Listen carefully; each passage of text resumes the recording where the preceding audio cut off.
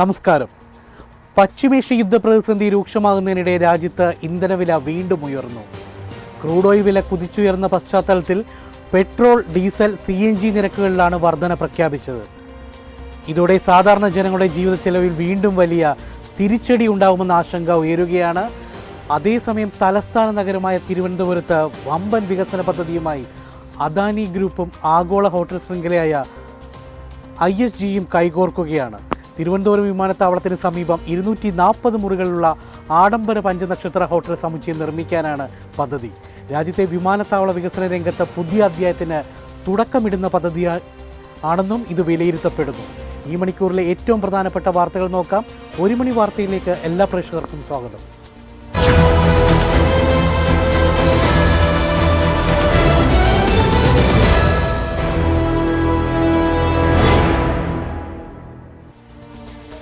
പശ്ചിമേഷ്യ യുദ്ധത്തിൻ്റെ പ്രതിസന്ധികൾ തുടരുന്നതിനിടെ ഇരുട്ടടിയായി രാജ്യത്ത് ഇന്ധനവില വർധന.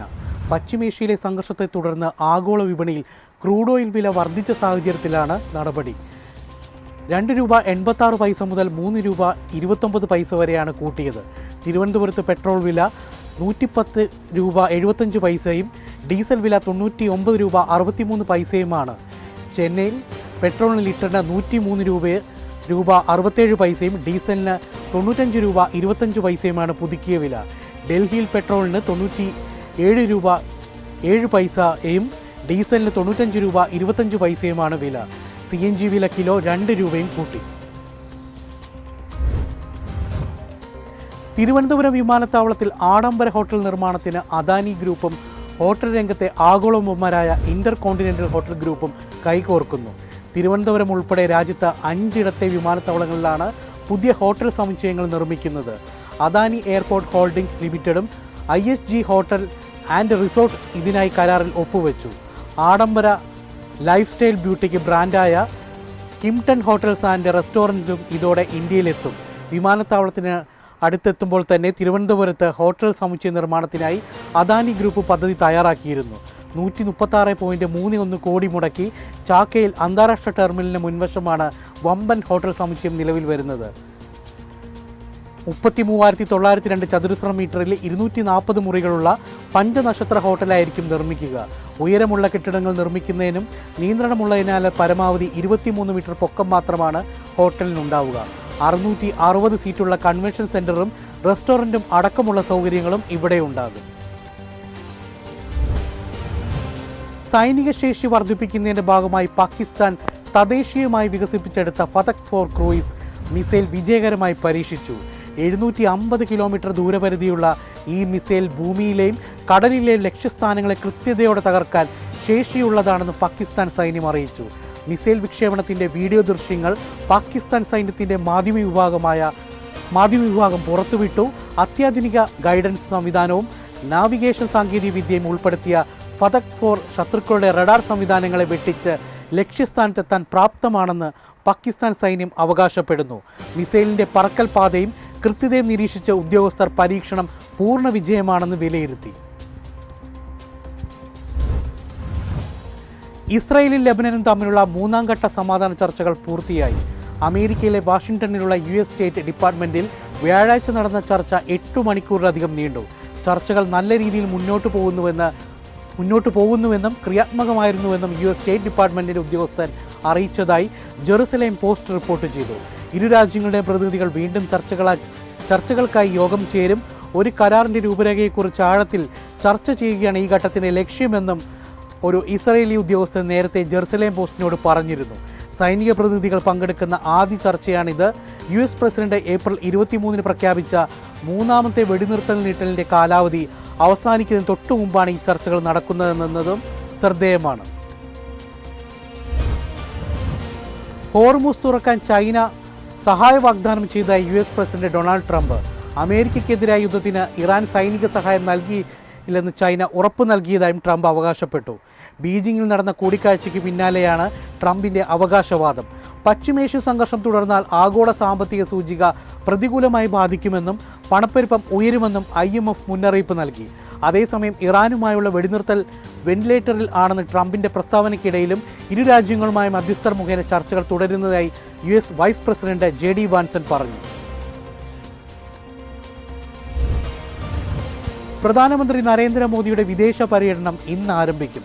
5 രാജ്യങ്ങൾ സന്ദർശിക്കുന്ന പ്രധാനമന്ത്രി ഇന്ന് UAE-യിലെത്തും. അബുദാബിയിലെത്തുന്ന മോദിയും UAE president Sheikh Mohamed bin Zayed Al നഹ്യാനുമായി കൂടിക്കാഴ്ച നടത്തും. മേഖലയിലെ സുരക്ഷാ സാഹചര്യങ്ങൾ ചർച്ചയാകും. ഇന്ത്യൻ പ്രധാനമന്ത്രി നരേന്ദ്രമോദിയും UAE president Sheikh Mohamed bin Zayed Al നഹ്യാനും തമ്മിലുള്ള അടുത്ത ബന്ധം വിളിച്ചോതുന്ന സന്ദർശനത്തിനാണ് അബുദാബി വേദിയാകുന്നത്. 5 രാജ്യങ്ങൾ സന്ദർശിക്കുന്നതിൻ്റെ ഭാഗമായുള്ള മോദിയുടെ യാത്രയിലെ ആദ്യ രാജ്യമാണ് UAE. വെറും കുറഞ്ഞ മണിക്കൂറുകൾ മാത്രം നീണ്ടു നിൽക്കുന്ന സന്ദർശനമാണെങ്കിലും ഇരു നേതാക്കളും തമ്മിലുള്ള ആത്മബന്ധവും നയതന്ത്ര പ്രാധാന്യവും ഇതിലൂടെ വ്യക്തമാണെന്ന് UAE-യിലെ ഇന്ത്യ സ്ഥാനാധിപതി ദീപക് മിത്തൽ പറഞ്ഞു. SSLC പരീക്ഷാഫലം ഇന്ന് പ്രഖ്യാപിക്കും. ഉച്ചകഴിഞ്ഞ് 3 സെക്രട്ടേറിയറ്റിലെ PRD ചേംബറിലാണ് പ്രഖ്യാപനം. TH-SSLC, THLC hearing impaired, SSLC hearing impaired, AHSSLC എന്നീ പരീക്ഷകളുടെ ഫലവും പ്രഖ്യാപിക്കും.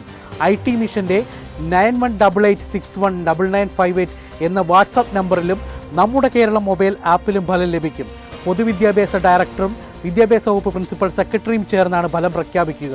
റിസൾട്ട് കാത്തിരിക്കുന്നത് 4.17 ലക്ഷം വിദ്യാർത്ഥികളാണ്. നീറ്റ് പുനഃപരീക്ഷ ജൂൺ 21 നടത്തും. കേന്ദ്ര വിദ്യാഭ്യാസ മന്ത്രിയുടെ നേതൃത്വത്തിൽ ഇന്നലെ രാത്രി ഉന്നതതല യോഗം ചേർന്നാണ് പുതിയ തീയതി തീരുമാനിച്ചത്. ചോദ്യപേപ്പർ ചോർച്ച വിവരം പുറത്തു വന്നതിന് പിന്നാലെയാണ് ഈ വർഷത്തെ നീറ്റ് UG മെഡിക്കൽ പ്രവേശന പരീക്ഷ റദ്ദാക്കിയത്. മെയ് 3 നടന്ന പരീക്ഷയുടെ ചോദ്യപേപ്പർ ചോർന്നുവെന്ന് വ്യക്തമായതോടെയാണ് പരീക്ഷ റദ്ദാക്കിയത്. മെഡിക്കൽ പ്രവേശനത്തിനായി വീണ്ടും പരീക്ഷ നടത്താൻ വിജ്ഞാപനം ഇറക്കി. പുതിയ ഹാൾ ടിക്കറ്റ് ഉടൻ കുട്ടികൾക്ക് വിതരണം ചെയ്യും. ഒരിക്കൽ പരീക്ഷ എഴുതിയതിനാൽ പുതിയതായി രജിസ്റ്റർ ചെയ്യേണ്ടതിൻ്റെയോ ഫീസ് അടയ്ക്കേണ്ടതിൻ്റെയോ ആവശ്യമില്ലെന്നും നാഷണൽ ടെസ്റ്റിംഗ് ഏജൻസി വ്യക്തമാക്കി. ഹജ്ജ് ഉംറ തീർത്ഥാടനത്തിന് തയ്യാറെടുക്കുന്ന പ്രവാസികളെ ലക്ഷ്യമിട്ട് തട്ടിപ്പ് സംഘങ്ങൾ വലവിരിക്കുകയാണെന്ന് ദുബായ് പോലീസ് മുന്നറിയിപ്പ്. വിപണി നിരക്കിനേക്കാൾ വളരെ കുറഞ്ഞ നിരക്കിൽ ആകർഷകമായ പാക്കേജുകൾ വാഗ്ദാനം ചെയ്താണ് വിശ്വാസികളെ ചതിയിൽ വീഴ്ത്തുന്നത്. പ്രശസ്തമായ ട്രാവൽ ഏജൻസികളുടെയും സർക്കാർ സ്ഥാപനങ്ങളുടെയും ലോഗോകളും ഡിസൈനുകളും ഉപയോഗിച്ച് യാഥാർത്ഥ്യമെന്ന് തോന്നിപ്പിക്കുന്ന വെബ്സൈറ്റുകൾ വഴിയാണ് പരസ്യം നൽകുന്നത്. കുറഞ്ഞ ചിലവിൽ യാത്ര, എളുപ്പത്തിലുള്ള നടപടിക്രമങ്ങൾ, ഉറപ്പായ ബുക്കിംഗ്, അടിയന്തര വിസ എന്നിവ വാഗ്ദാനം ചെയ്ത് സോഷ്യൽ മീഡിയയിൽ ഇവർ സജീവമാണ്. നടപടിക്രമങ്ങൾ വേഗത്തിലാക്കാൻ എന്ന പേരിൽ വലിയ തുക ആവശ്യപ്പെടുകയും പണം ലഭിച്ചു കഴിഞ്ഞാൽ തട്ടിപ്പുകാർ അപ്രത്യക്ഷരാകുകയും ചെയ്യുന്നു.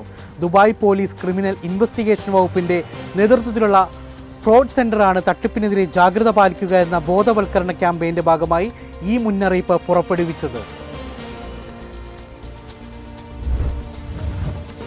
തിരഞ്ഞെടുപ്പ് വാഗ്ദാനം പാലിച്ച് തമിഴ്നാട് മുഖ്യമന്ത്രി വിജയ് വീട്ടമ്മമാർക്കുള്ള പ്രതിമാസ വേതന പദ്ധതിയിലെ ഈ മാസത്തെ വിഹിതം കൈമാറി. 1000 രൂപ രാവിലെ ബാങ്ക് അക്കൗണ്ടിൽ എത്തി. പദ്ധതിയിൽ ചില മാറ്റങ്ങൾ വരുമെന്ന് ഇന്നലെ വിജയ് സർക്കാർ അറിയിച്ചിരുന്നു. 60 വയസ്സിന് മുകളിൽ പ്രായമുള്ളവരെ വാർദ്ധക്യ പെൻഷൻ പദ്ധതിയിലേക്ക് മാറ്റി പ്രതിമാസം 1500 രൂപ നൽകാൻ ആലോചന എന്ന സൂചനയും പുറത്തു വരുന്നുണ്ട്. 2500 രൂപയായിരുന്നു വിജയുടെ തെരഞ്ഞെടുപ്പ് വാഗ്ദാനം. സംസ്ഥാനത്തെ സർക്കാർ ഉദ്യോഗസ്ഥർക്കും അധ്യാപകർക്കുമുള്ള ക്ഷമാബത്ത നിലവിലുള്ള 58% നിന്നും 60% വർദ്ധിപ്പിച്ചുകൊണ്ടുള്ള ഉത്തരവിന് പിന്നാലെയാണ് പുതിയ ഉത്തരവ്. വർധനവിന് 2026 ജനുവരി 1 മുതൽ മുൻകാല പ്രാബല്യം ഉണ്ടാകുമെന്നും ഉത്തരവിൽ വ്യക്തമാക്കിയിട്ടുണ്ട്. സംസ്ഥാനത്തെ സ്വർണ്ണവിലയിൽ ഇന്ന് ഇടിവ്.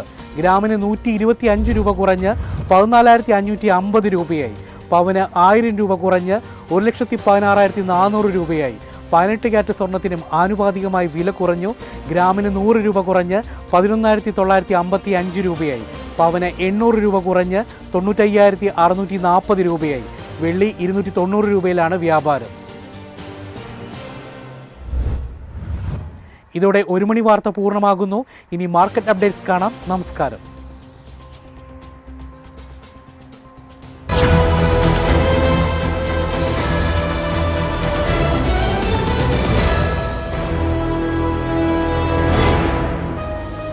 എളുപ്പത്തിൽ സമ്പാദ്യം വളർത്താം. ഇന്ന് തന്നെ മൈഫിൻ TV ആപ്പ് ഡൗൺലോഡ് ചെയ്യൂ.